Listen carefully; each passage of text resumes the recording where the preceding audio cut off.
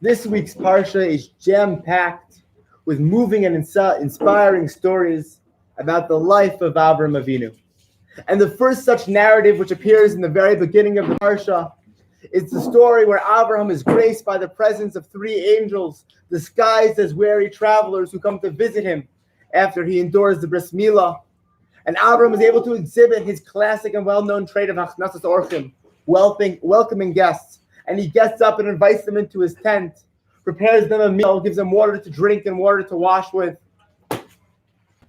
And it serves as a lesson for all of us about how to welcome guests. But the Ramban actually shows us an entirely new way of looking at Abraham's ability to do this mitzvah. Because Abraham had hundreds of servants. And it would have made sense for a man of his caliber and status to delegate the menial responsibility of preparing food and creating a feast. But Abraham, because he loved doing mitzvahs and he loved welcoming guests, he got up and he ran and he did it himself, and he went to his wife and to the kitchens, and then he went to the slaughterhouse to prepare the meal. And we see his excitement to do mitzvahs. And the Ramban points out that not only did he do the mitzvah when he could have delegated it, but he also did it in the most proper, special way by preparing a bakar rach v'tov. He didn't skimp. He didn't just serve any hamburger. He went and he prepared the choicest of calves, a tender, good piece of meat, because mitzvahs were important to him. And Avraham believed that if you're going to do a mitzvah, you're going to do it right. In the seventh aliyah, Avraham finds himself at the end of the parsha in a totally different context. HaKadosh Baruch Hu tells him to go to the land of Moriah to take his beloved son Yitzchak and to offer him on his mizbeach as a korban LaHashem. And even though this mitzvah is so radically different, we see Avraham exhibit the exact same qualities. He gets up, he saddles his donkey, he chops down the wood, task that could have been delegated to one of his many servants. And not only does he do the mitzvah himself, but he does it in the best possible way. He goes and he takes eitzim tovim, the Ramban points out in source number 4. He goes and he selects the choicest wood that he can find. Because if you're going to do a mitzvah, you're going to do it right. And what's all the more fascinating is not just that these mitzvahs parallel each other, but is that these mitzvahs are actually fundamentally different, but Avraham does them in the exact same way. You see, hachnasas orchim is a classic example of a mitzvah ben adam lechavero, between man and his fellow. And offering a korban to HaKadosh Baruch Hu is a classic example of a mitzvah ben adam lemakom, between man and his creator. And even though these mitzvahs are so fundamentally different, Abraham goes about them in the same exact way. Because no matter what the mitzvah is, if you're going to do a mitzvah, you're going to do it right. And we can take this idea a step further. Because not only does Abraham do ben adam l'chavero as best as he can, and ben adam l'makom as best as he can, but his ben adam l'chavero informs his ben adam l'makom and vice versa. We see in source number 5, Vayita eshel b've'er sheva. Abraham plants this eshel.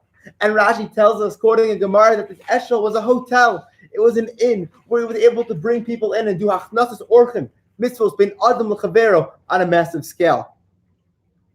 But fascinatingly, in source number 8, we see that this mitzvah ben adam l'chavero enabled him to do ben adam l'makom. Because what would happen? He would take people in, do his hachnasas orchim, and then he would teach them about brachos, and teach them about the light of Judaism and the light of religion, and he would convert them, ben adam l'makom, doing work for his creator, that he would have never been able to do if he hadn't been doing work for his fellow man. And we see that when Hashem is about to destroy Sodom, he gives Abraham the ability to advocate on behalf of the Sodom people and to beg for their survival. And to advocate for a people who you have nothing to do with, who probably don't deserve it for free, for no charge, out of the goodness of your heart. Well, that's a classic example of a mitzvah ben adam l'chavero. But Hashem says the only reason he's giving Avraham this opportunity is because he's the father of all nations and will inherit the land. Things that only happen because of Avraham's exemplary ben adam l'makom. Because Avraham is a righteous person who established a relationship with Hashem. Was he given the ability to go defend and work for other people? And it's only through the virtue of Avraham being perfect and amazing in one area of Judaism that he was able to do the other areas so well, and vice versa. And the idea does not end there, because we could take it a step further and create a third layer. Because the last mitzvah we see Avram do at the beginning of Chayei Sarah is purchase a plot in the land of Hebron, Ma'arat Machpelah, to bury his wife Sarah. And really here there are two separate mitzvot going on. There is the mitzvah of Yishuv Eretz Yisrael. Buying a plot of land in Israel is a very high level of ben adam l'makom. It's buying and restoring and settling God's land.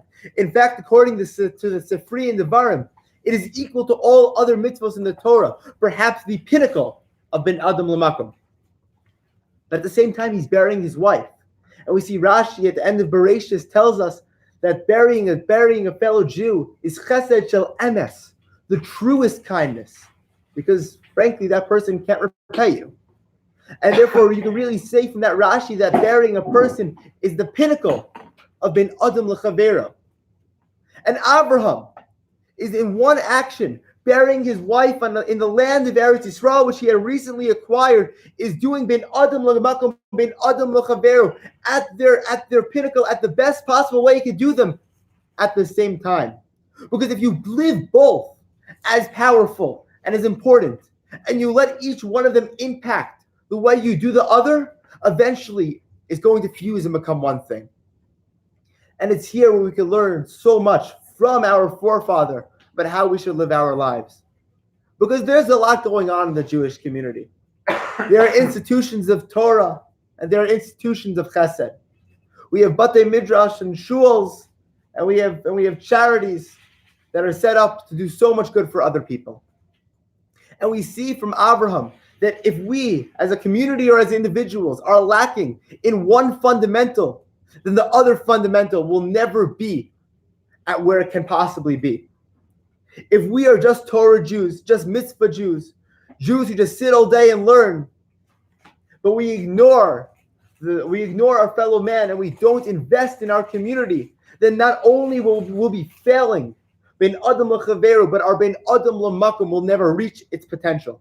And if we are just chesed Jews, if we are Jews who just build up our community and give charity and are philanthropists, but we never turn to our Maker and never try to establish a relationship with the Almighty, not only are we missing half the picture, but the half that we put so much effort in will also never reach where we actually want it to be. We have to be Jews with one foot in the synagogue, one foot in the community center. One eye on the block Gemara, but one eye at the man on the corner begging for a penny to buy food for Shabbos. If we just do one, well, we won't be able to do either. And so we should look to Avram, the first Jew, as our role model, but how to accomplish not one aspect of Judaism, but both. And eventually we'll be Zocha to not just do two separate Judaisms, but see them come together as one beautiful entity. Shavua Tov.